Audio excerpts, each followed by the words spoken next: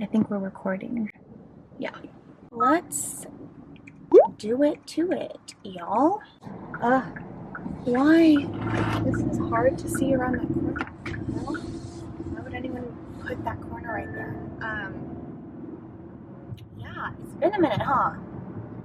Okay, let's just get into it. I'm gonna waste this entire time talking about the fact that this has been a minute.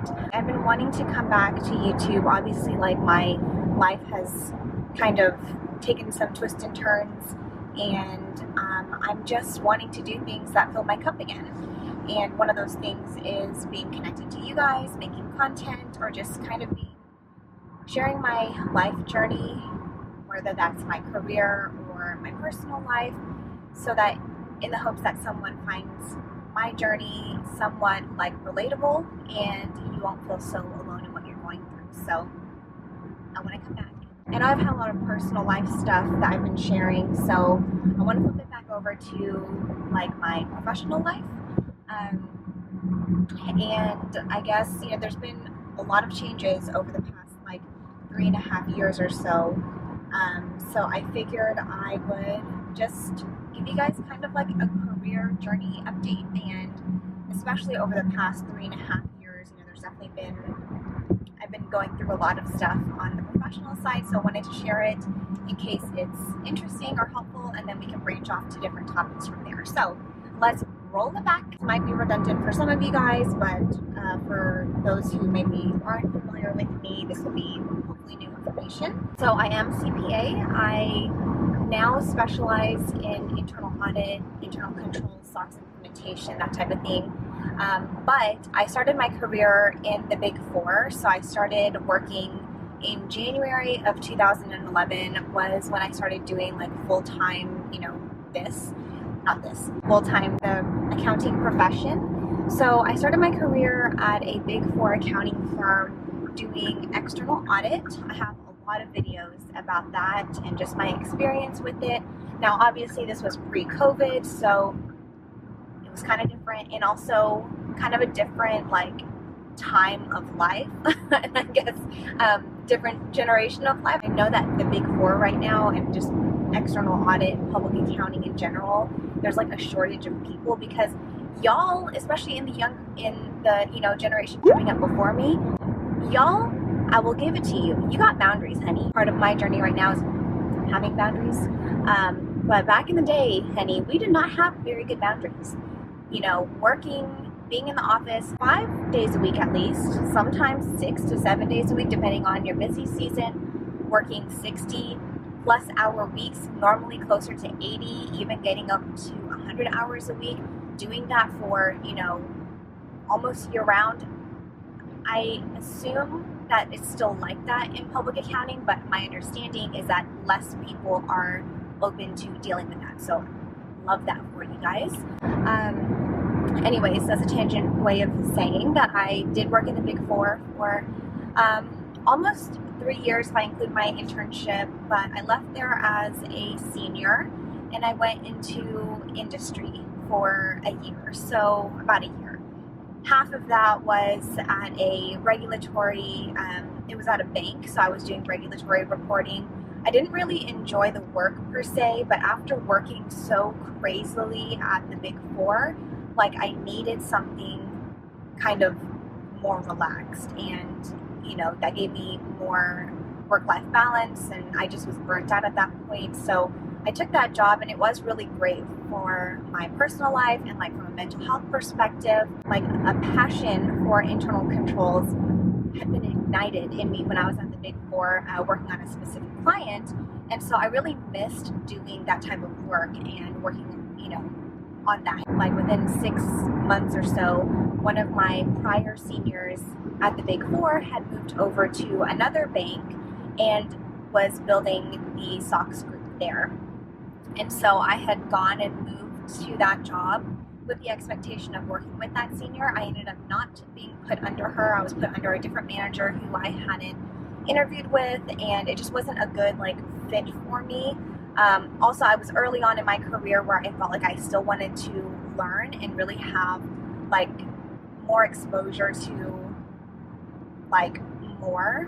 At the bank that I was working at, doing SOX controls testing, it was such a large organization that I was seeing just like a little bit of, a process. I wasn't getting to see like end to end multiple different processes. It was and that's what happens when you're in bigger organizations, whether you're in industry or whether you're at a big four company. When you're on bigger clients, sometimes you don't get to see like all of the financial statements. Sometimes you only get like a piece of it. And for me, I was still young in my career that I wanted to be able to see like more of it.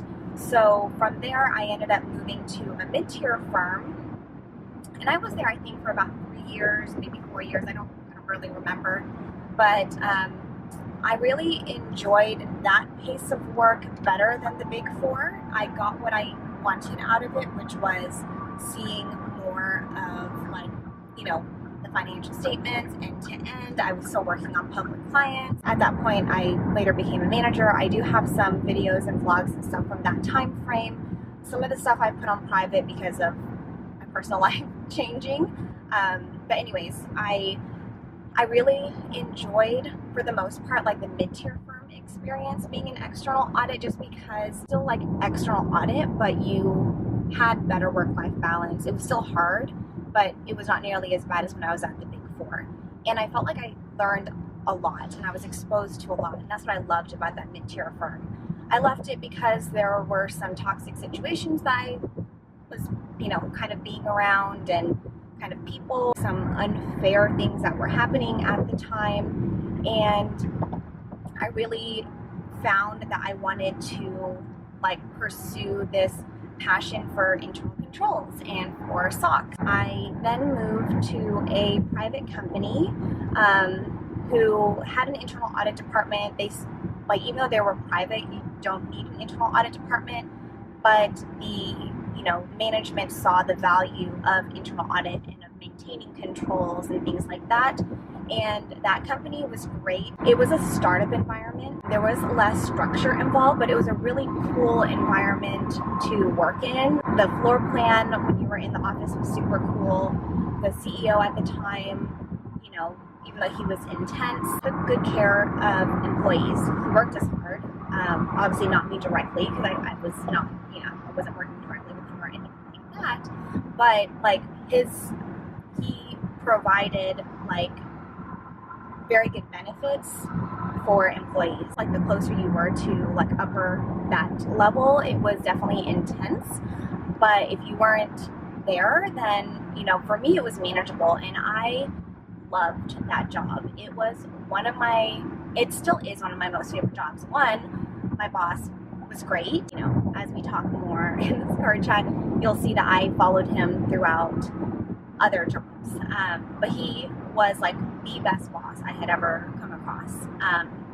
And that was because of the fact that he developed me as a professional, allowed me opportunities to grow as a professional, and was truly one of the best mentors I've had in my career. That was also the time where I was getting to, travel to Europe. This was pre-COVID. So all of that was great. Obviously, COVID happened. There was a lot going on, a lot of change in upper management. The CEO that I was describing to you was replaced in the company by a different CEO. So the culture was changing.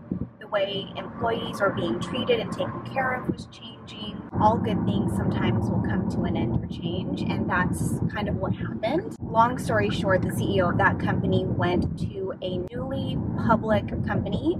They were pre-revenue, and from there, a lot of executives and people who worked for those executives were moving over to this new company because of the CEO. Now that they were public, they needed to get their SOX controls in place, because a SOX opinion would be required. My boss, was approached by the leadership there to go there and basically build the SOX program and environment and things like that. One thing, I don't think I ever mentioned this to you guys because everything was kind of happening.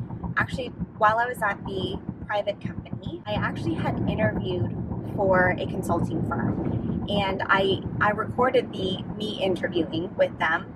I don't know if I still have that footage. If I do, maybe one day I'll share it. I don't know if it's relevant anymore. but I was more so doing it because I wanted to share like how I interviewed or how I answered questions. But funny enough, I ended up not getting that job. I got all the way to the very end, and me being just a very transparent person, I was very open about the fact that I had a YouTube. And the reason I was so open about that is, especially when you're working in like a client-facing company, I didn't want to feel like I was hiding anything in the event that, like if a client ran across some of my content or people within the firm ran across my content, because that actually had become a thing, but it was like a source of gossip for people in the mid-tier firm. And that's also one of the reasons I left, was because, like I had mentioned, there was like not all of the firm and not all of the office was like this, but unfortunately I was having to work around a group of people who were very toxic and who talked like just gossip. It was like super snoopy. It was very weird. But anyways, so that was why I was super open about, my social media. I wanted to be very open about that.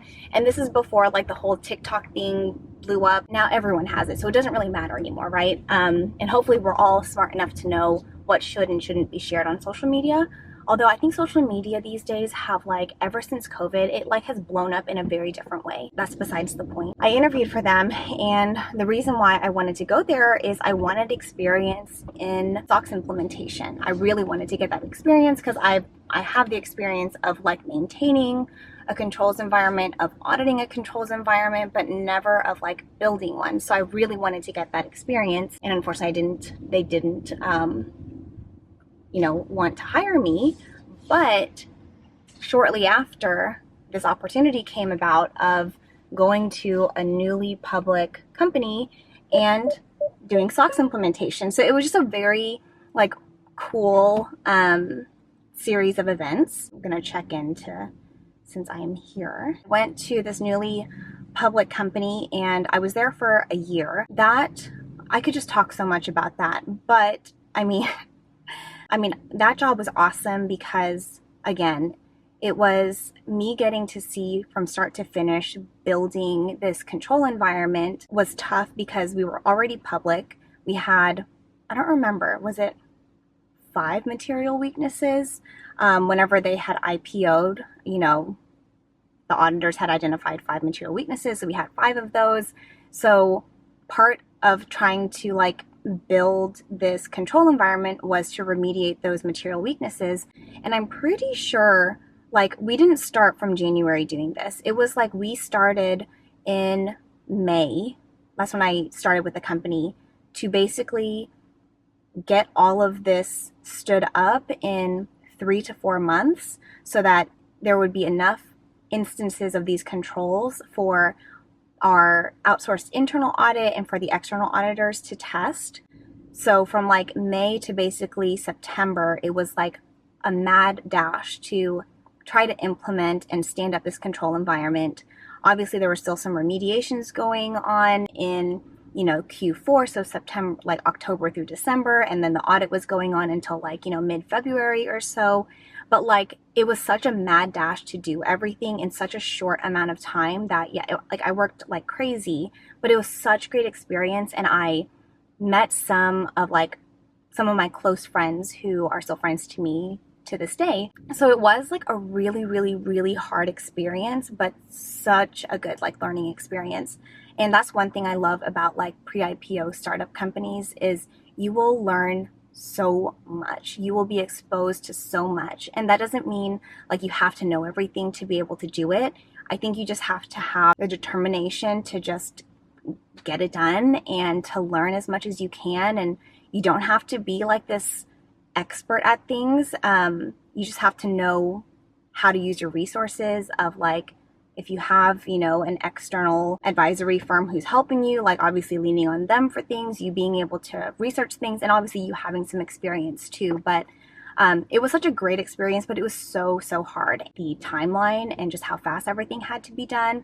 But also like that job taught me a lot about like politics. The fact that I don't like politics. I feel like I'm too naive because I didn't even know I was in the middle of dealing with politics when I was going through it. Anyways, obviously you can tell there's a story behind that.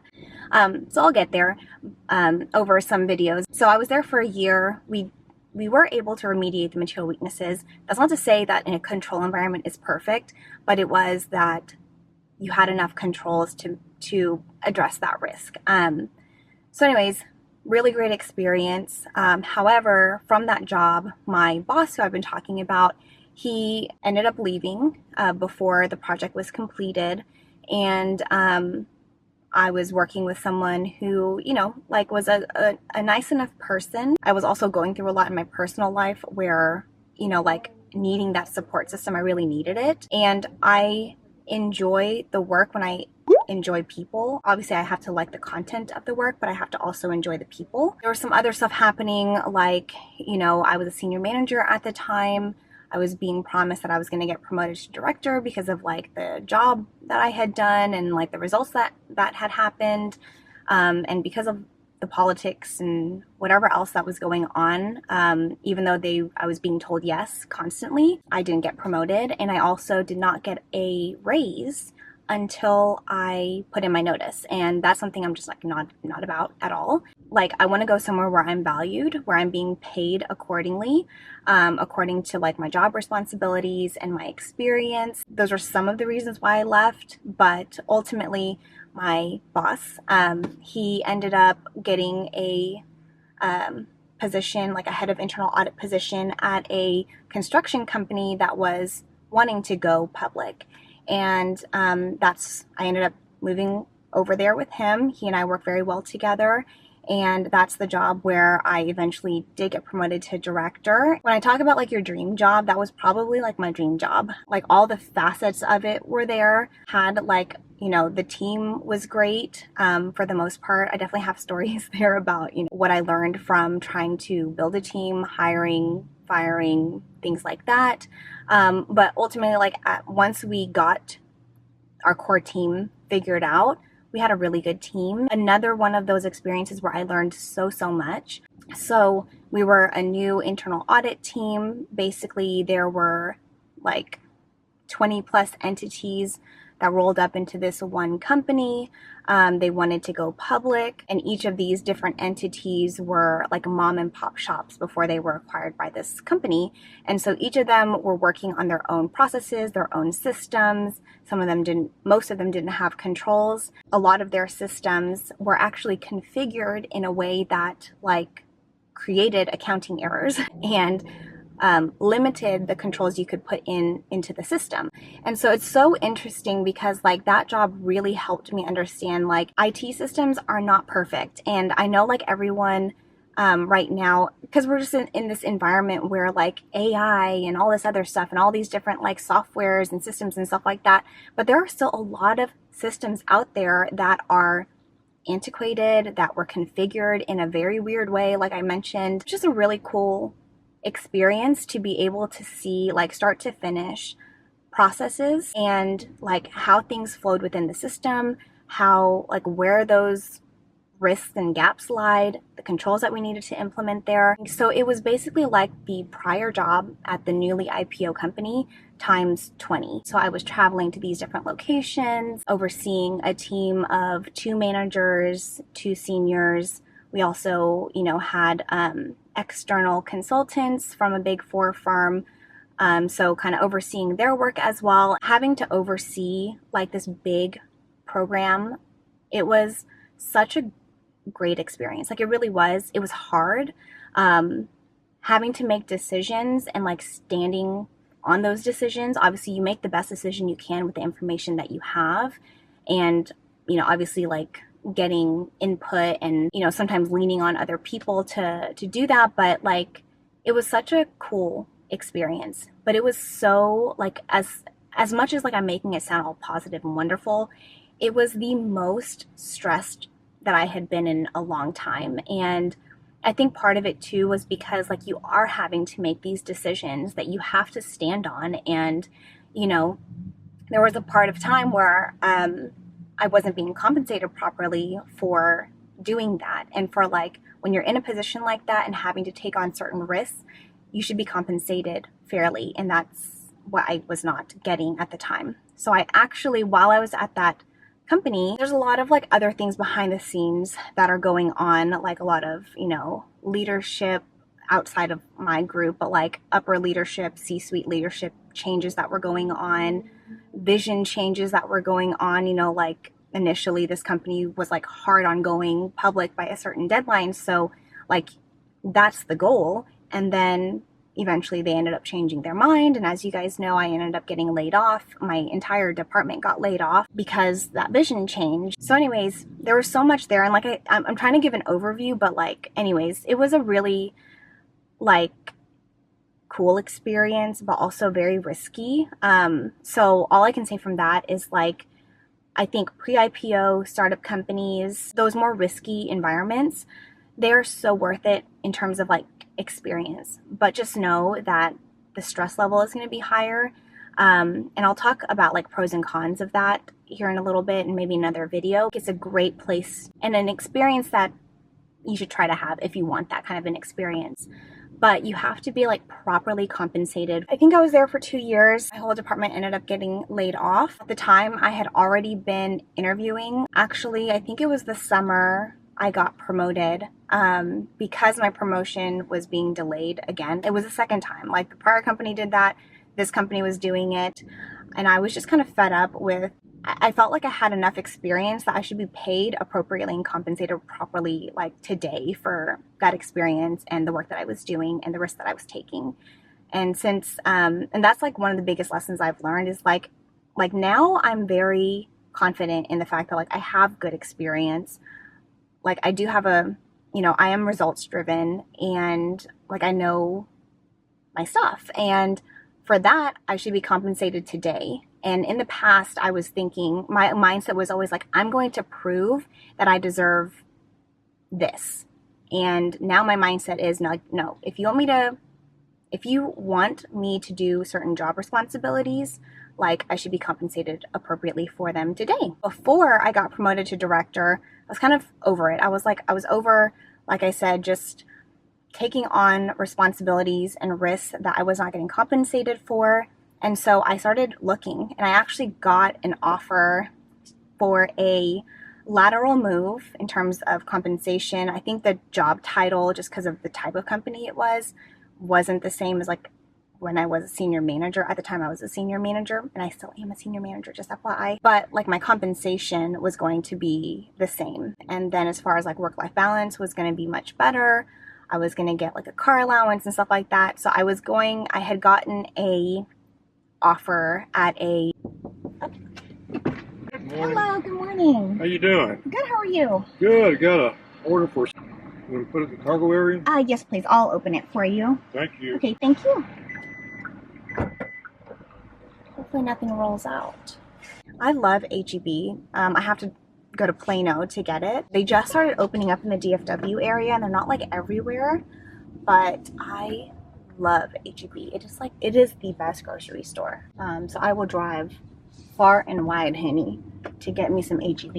I actually ended up getting a job offer from a car manufacturer in this area. Once I let my boss know about that, I was able to push my promotion through. My boss and I, he is still someone who's very dear to me, but just because someone is dear to you does not mean that you don't disagree at times or that, you know, sometimes you just don't see eye to eye. One of the best boss I've ever had about a year later is when the board changed their vision of going public because they saw how expensive it was. It could have been done through manual processes, but like there was just so much change that needed to happen within the organization, with systems, with people's mindsets, things like that, that it was going to be, I guess, just not prudent for them from a business perspective to go public. So that is why my whole department was laid off.